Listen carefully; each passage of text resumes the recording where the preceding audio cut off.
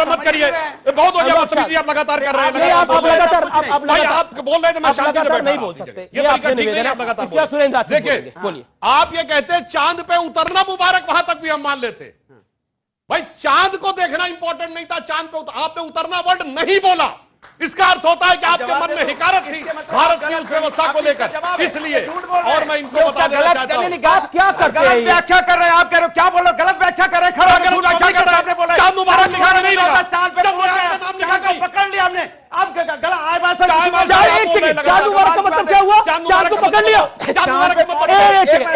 आपने बोला चांद मुबारक का मतलब ये हुआ, एक सेकंड, चांद मुबारक का मतलब इन्होंने बोला चांद को पकड़ नहीं लिया, चांद पे पहुंच गए, चांद पे खड़े हो गए, चांद मेरे कब्जे में है क्योंकि हम चांद पे जा सकते हैं, ये मतलब है। और आप मैं एक सेकंड, मैं किसी की बात नहीं आ रहा, चांद मुबारक का मतलब होता है ईद पकड़ लिया, ईद पे पहुंच गए।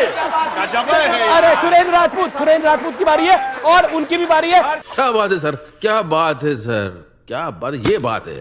अरे सर क्या, मेरा बड़ा सरल सवाल है आपसे ज्यादा कठिन सवाल नहीं पूछूंगा। एक बात बताइए, इस पूरे खेल के अंदर आप अपने आप को कहां पाते हैं? क्योंकि आप हर जगह रहना चाहते हैं, हाँ। लेकिन किसी को कुछ देना नहीं चाहते। हाँ बिल्कुल, ना कांग्रेस को ना शादाब चौहान को। ठीक है, अब देखिए भारतीय जनता पार्टी, मेरा जो इंडिया है, हमारा जो गठबंधन है, उसने ये तय कर लिया है कि भारतीय जनता पार्टी को सत्ता को हटाना है। यहां से क्यों हटाना है? अब देखिए एक पोल इन्होंने खेली, अब देखिए इनके मुद्दे क्या हैं। जब 2014 में आए थे तो लंबी लंबी बातें बताते थे, तब महंगाई बेरोजगारी पे आप चुनाव लड़ रहे थे, ठीक। तब कब्रिस्तान शमशान घाट पे भी आप लड़े चिल्ला के। उसके बाद अब चूंकि आपके 9 साल करीब हो गए, फिर आपने क्या सोचा, अब तो हमने कुछ तो विकास किया नहीं देश के लिए, ना कोई हमने महंगाई कम की, ना बेरोजगारी कम की, आप कैसे आपको भटकाएं। तब इन्होंने फिर नया मुद्दा उठाया, परिवारवाद, भ्रष्टाचार, तुष्टीकरण। अब देखिए अब कैसे परिवारवाद इनका, देखिए इन्हीं का मुद्दा है, हमारा नहीं है। इन्होंने परिवारवाद का मुद्दा उठाया कि राजनीतिक परिवारवाद, देखिए इनको जब सत्ता बनानी होती है तो चौटाला जी परिवारवाद के साथ में हरियाणा में सरकार बनाए हुए हैं, मेरी पूरी बात हुआ। बादल जी के साथ सरकार बनानी होती है पंजाब में तो उनके साथ मिल जाते हैं, और कश्मीर की जिनकी बात कर रहे हैं वहां भी पीडीपी के साथ इन्होंने मिलकर सरकार बनाई, एनसीपी के साथ सरकार महाराष्ट्र में बना रहे हैं, और शिवसेना के साथ भी सरकार महाराष्ट्र में बना रहे हैं। ये शरद पवार इंडिया की तरफ है या इनकी तरफ? एनसीपी से याद आया, बात सुनिए, आप बोलने दीजिए भाई। अजीत पवार जी को लेके आए ना, ये अभी आगे और पोल खोलूंगा। जी। अजीत दादा पे कह रहे थे, ये भ्रष्टाचार का आरोप लगा रहे थे, उसके बाद उनको बुलाया कि मंत्री बना दिया, अब भ्रष्टाचार खत्म हो गया। तुष्टीकरण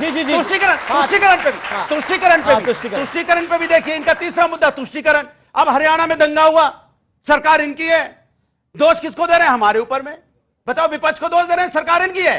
अब जब वहां मणिपुर में महिलाओं के साथ अन्याय हुआ, एक शब्द नहीं बोला, भाई मेरा भाई है मेरे, एक शब्द नहीं बोला। झगड़ा इसी बात का है, भाई हम जरूर हैं, लेकिन हमारे वैचारिक मतभेद हैं, क्योंकि ये महिलाओं के अन्याय के साथ खड़ा नहीं होते। अच्छा, आप किसी गरीब के साथ खड़ा नहीं होते। अच्छा, आप कह रहे हैं तुष्टीकरण के इस खेल में आपका खड़े, तुष्टीकरण के खेल में आपका खड़े। हम समाज को खड़े, तुष्टीकरण का खेल हम नहीं करते। समाज के हर व्यक्ति को न्याय दिलाने की जिम्मेदारी समाजवादी लोग करते हैं। डिबेट कौन हो, टॉपिक कौन हो, आप देख लीजिएगा, हु बहु यही आप रिवाइंड कर करके देख लीजिएगा।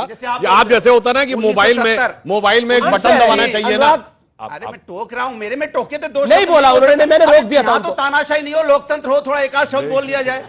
चलिए अब मैं बताता हूं तुष्टीकरण कितना गजब का है कि जब चंद्रयान लैंड किया तो अखिलेश जी क्या लिखे, चांद मुबारक। इसका जवाब भैया, चंद्रयान का चांद मुबारक से क्या मतलब था मेरे भाई? कितना गजब के एंगल पे जाते हैं, गजब की बात है भाई। और इसमें सुनिए, चंद्रयान में कोई दूसरी भाषा का शब्द नहीं है, उसके अलावा आप लैंडर कहिए, अंग्रेजी का शब्द है, विक्रम हिंदी और संस्कृत का शब्द है, प्रज्ञान हिंदी संस्कृत का शब्द है, रोवर इंग्लिश। ये चांद मुबारक कहां से आता है भाई? फारसी के शब्द आपको याद आ रहे हैं? इतना ज्यादा आपको देश, और ये वो है जो देश के सबसे पढ़े लिखे होने के बाद विदेश से पढ़ के आए हैं। बताइए, हम हिंदुस्तान में हम दोस्त को फोन करके मुबारकबाद देते हैं, आप हमारी भाषा में भी धर्म खोजेंगे, भाषा में भी धर्म खोजेंगे। अरे चंद्रयान मुबारक को समझ में आता है, चांद मुबारक अभी तो ज्ञान दे रहे थे, चांद मुबारक। मैंने हमने बोलना शुरू किया ज्ञान। देखिए, चांद मुबारक, हम किसी चीज का स्वागत करते हैं, किसी को मुबारकबाद बोलते हैं, यही तो हमारी संस्कृति। क्या आप क्या कांग्रेचुलेशन को आप अगर उसमें बधाई की जगह कांग्रेचुलेशन लिख देते तो आप बुरा नहीं मानते?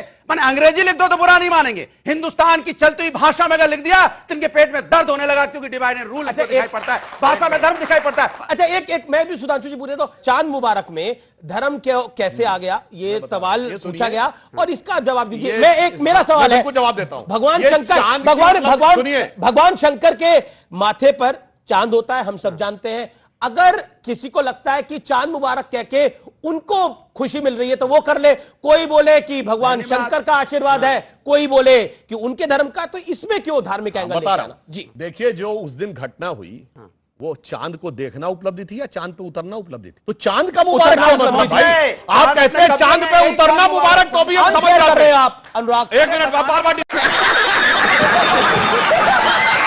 अच्छा, ये बताइए, ये चांद मुबारक की बात जो ये कर रहे हैं, जो बात सुधांशु त्रिवेदी कह रहे हैं, ये वाजिब है या वो कह रहे हैं कि चांद मुबारक का मतलब होता है चांद को पकड़ लिया? एक सेकंड, आपने बोला मैं पकड़ लिया, बोला कि नहीं बोला? जिन्होंने सुना वो हाथ खड़ा करे। शब्दों को तोड़ते हुए एक सेकंड बोला है ना? अरे बोला, आप बताइए, बोला कि नहीं बोला? तो देखिए, बोला है। आप लोग भी कमाल भाई साहब बोलेंगे चांद पे हम खड़े क्या बोला इन्होंने? चांद मुबारक का मतलब, अब शोर मत बताइए, चांद मुबारक का मतलब क्या बोला? चांद पकड़ा, चांद पकड़ लिया। अब मैं इनके पास भी नहीं आ रहा। सही पकड़े। अब देखिए, सुरेंद्र राजपूत अपनी टाइम पे बैठते हो, मैं कह रहा हूँ पकड़ने का भाई वही काम है मेरा, शब्दों को पकड़ना। मुझे भी तो बोलने दो, शब्दों को पकड़ना ही मेरा काम है भाई। देखिए, शब्दों को पकड़ना ही मेरा काम है। मेरे कर्म पर तो मत बोलिए, मेरा कर्म ही मेरा धर्म है। मैंने कहा उस पर खड़े होना, चांद अब मेरे कब्जे में, पकड़ा बोल दिया। क्या यार नाटक है यार, कमाल है यार। मजा आ कितने तेजस्वी लोग हैं हमारे पास, कितने शानदार विचार रखते हैं। गया हो। अच्छा ठीक है सर, अब आपकी बारी है। तो अब हम बात कर ले, कुछ सीरियस बात कर ले। सुरेंद्र राजपूत, आज आपके लिए मेरा सम्मान और बढ़ गया, क्योंकि आप जिस तरह से अपनी टर्न का वेट कर रहे थे शालीनता के साथ, उसके लिए जोरदार तालियां। बहुत। जिस व्यक्ति, मुझे लगता है कि ये सबसे महत्वपूर्ण है। ओके, बोलिए। 3 बातें अभी सुधांशु जी ने एक चांद मुबारक पर कही, एक सुधांशु जी ने तुष्टीकरण पर कही, तीसरी बात इन्होंने कही भीख मांगकर। तो एक इनकी जो जितनी बातें थी ना, उसमें एक शेर याद आ गया। बच्चों अगर समझ में आए तो बताना। कहते मुंह में छुपी हो मीठी बातें और रग रग में अय्यारी हो।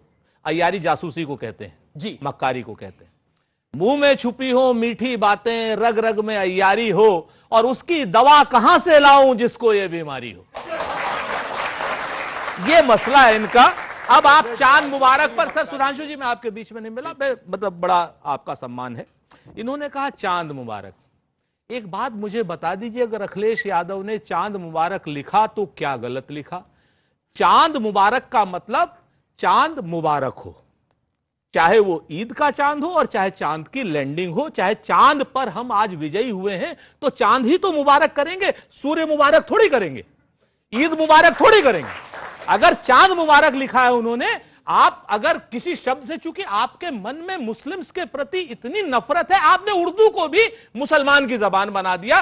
प्रेमचंद की जबान थी, फिराक गोरखपुरी की जबान थी। फिराक गोरखपुरी तो लिखा था सुधांशु जी, आप तो मर्मज्ञ हैं कि सरजमीन हिंद पर अक़वाम आलम के फिराक काफिले बसते गए, हिंदुस्तान बनता गया। हिंदुस्तान आपके जैसे लोगों से नहीं बना है, हिंदुस्तान उन जैसे लोगों से बना है, रघुपति साहब फिराक जैसे लोगों से। तो आप चांद मुबारक की बात करते हैं।